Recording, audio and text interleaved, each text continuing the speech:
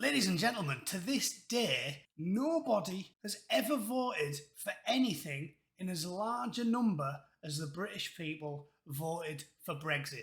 Nearly 18 million people. It's the biggest mandate any British government has ever had. So surely they wouldn't try and get us back in the European Union. And if they were mad enough to try such a thing, surely they would come up with a better plan than just, I don't know, renaming the European Union, joining that instead.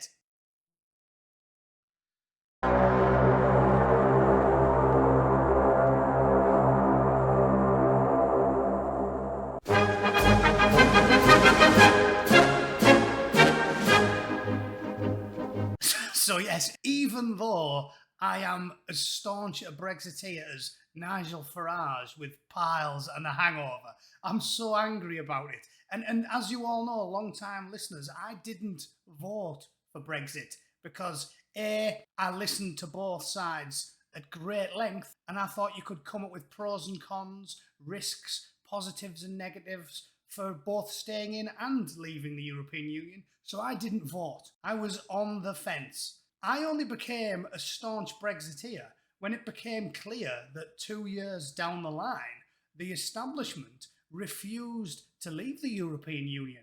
That was what made me leave the fence, climb into Mr. Macron's back garden and set his daffodils on fire. I went from being on the fence to extremely aggressively off it. I would drive a JCB through Angela Merkel's back garden and then set the garden shed alight because of the principle. It's not about the European Union, it's about the principle of the matter.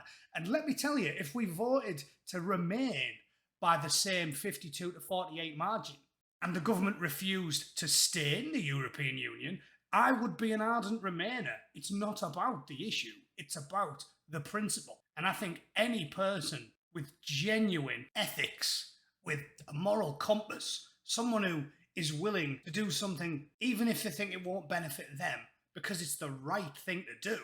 I like to think most people would agree with me on that. This is a point I always made. If they had another referendum a couple of years ago when they were constantly saying, "Ooh, if we had another referendum, maybe then we could stay in," more people would vote to leave because there's millions of people out there that are principled. There's going to be millions of principled Remainers who voted to remain who would now switch the vote to Brexit out of principle. Because I know this word's alien to communists, but principles mean something to people. Looking yourself in the eye when you're having a shave and saying, you know what, I'm not a despicable, detestable human being that thinks we should ride roughshod over the democratic process just because I'm a little bit upset. Principles mean something to people. So the whole idea that the UK was going to wait a couple of years and then just vote again, and it would result in Remain getting a nice clear win, at which point, by the way, if it was 52-48 to Remain, there wouldn't be any indecision then, would there? It'd be like, no, definitely done, never talking about it ever again. Just like the communists north of the wall, the poison dwarf sturgeon. They said once in a generation, once in a generation, once in a generation, and the second they lost, they went, "Oop, let's just call it a never-endum and we'll make the bastards vote on it again and again and again and again." It's a joke. These people have got the moral compass of Moira Hindley. It's laughable. So on to the story, because speaking of laughable, let's read this, shall we? UK considers joining new European nations club. I can't breathe. I know that the powers that be think working class people are stupid. Like, they have a lower opinion of the general public than your average social justice vegan has of a very fat man who drives a Humvee and eats every meal at the all-you-can-eat Chinese buffet.